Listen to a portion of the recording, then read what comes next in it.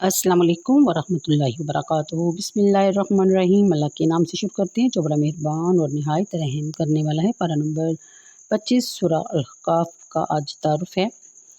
इस सूरत में 4 रुकू और 35 आयतें हैं। इसके कलमात की तादाद 644 और हरूफ की तादाद 2595 है।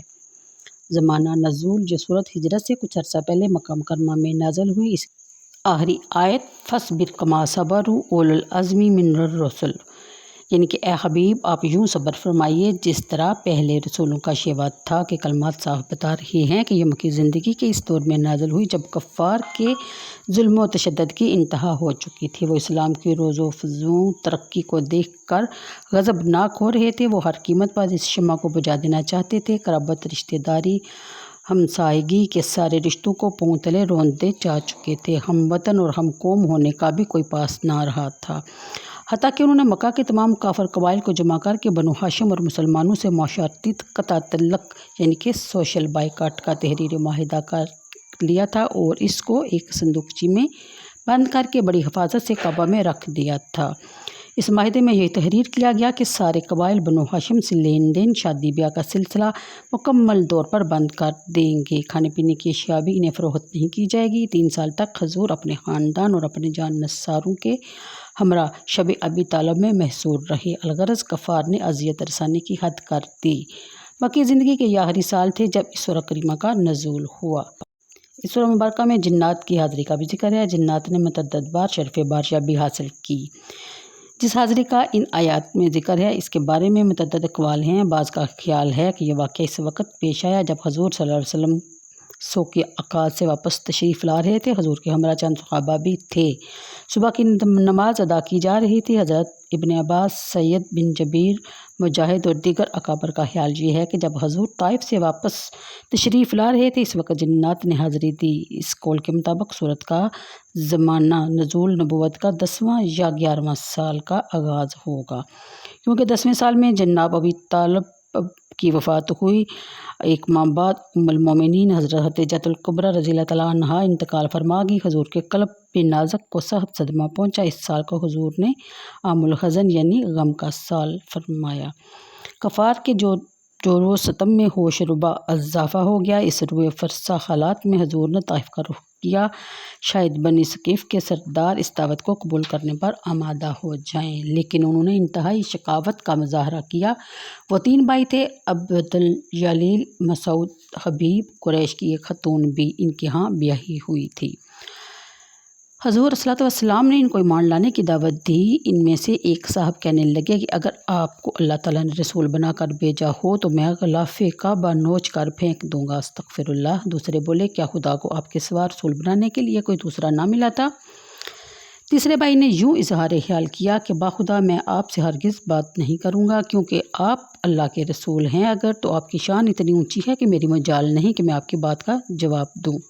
अगर आप खुद साख्ता रसूल हैं तो फिर भी आप इस काबिल नहीं कि मैं आपसे गुफ्तगू करूँ। हज़ूर सल्लल्लाहु अलैहि वसल्लम जब वापस जाने लगे तो उन्होंने शहर के लफंगों और अबाश लड़कों को आपके पीछे लगा दिया और तरह तरह की आवाज़ें कसते, गुस्ताखियाँ करते, पत्थर मारते आपके पीछे भागते रहे। हज़ूर की पंडलियाँ ज़ख्मियों से लहूलुहान हो गई, जूतियाँ खून पाक से भर गई। इस हालत में ताइफ से बाहर तशरीफ़ लाए।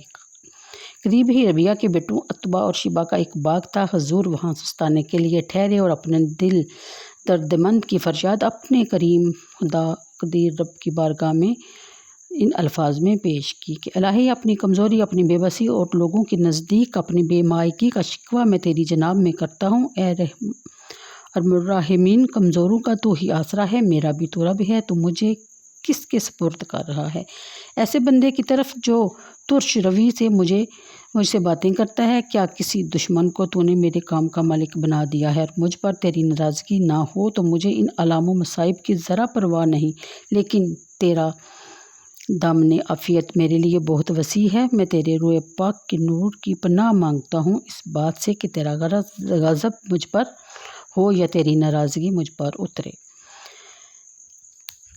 लकल उतबा हत्ता तरदा ला हौला वला कुव्वता इल्ला बिल्लाह। तर्जुमा, मैं तेरी रज़ा का तलबगार हूँगा यहाँ तक कि तू राज़ी हो जाए। तेरी ज़ात के बगैर न मेरे पास कोई ताकत है न कुव्वत, عتبہ اور شیبہ نے حضور صلی اللہ علیہ وسلم کو اس حالت میں دیکھا تو ان کا دل پسیج کیا۔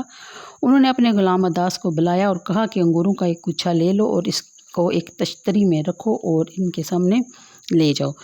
جب عداس نے وہ طبق حضور کے خدمت میں پیش کیا تو حضور صلی اللہ علیہ وسلم نے بسم اللہ الرحمن الرحیم کہہ کر کھانا شروع کیا۔ عداس نے تعجب سے حضور صلی اللہ علیہ وسلم کی طرف دیکھا اور کہا کہ اس علاقہ میں کے لوگ تو کھانے سے پہلے اللہ تعالیٰ کا نام نہیں لیا کرتے۔ حضور نے پوچھا تم کس علاقے کے رہنے والے ہو اور تمہارا دین کیا ہے؟ کہنے لگا کہ میں نصرانی ہوں اور نینوا کا رہنے والا ہوں۔ حضور نے پوچھا کیا تم مرد پاک یونس بن متی کے شہر کے رہنے والے ہو؟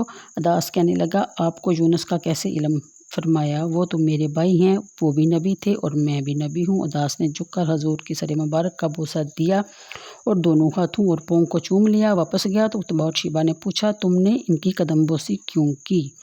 کہنے لگا اس وقت روئے زمین پر میں نے ان سے بہتر کوئی شخص نہیں دیکھا۔ انہوں نے مجھے ایک ایسی بات بتائی جو نبی کے بغیر کوئی نہیں بتا سکتا۔ اور بھی بہت کچھ ہے اس سورت مبارک میں جاننے کے لیے، لیکن آپ لوگوں کے پاس اس کو جاننے کے لیے اتنا ٹائم نہیں ہوتا، اس لیے میں اجازت چاہتی ہوں۔ انشاءاللہ تفصیل کے ساتھ اگلی ویڈیو میں حاضر ہوں گی۔ تو آج کے لیے اتنا ہی، مجھے دیجیے اجازت۔ دعاؤں میں یاد رکھیے گا، میری اس کوشش کو سراہیے گا ضرور، لائک اور شیئر کر دیجیے گا۔ اللہ حافظ۔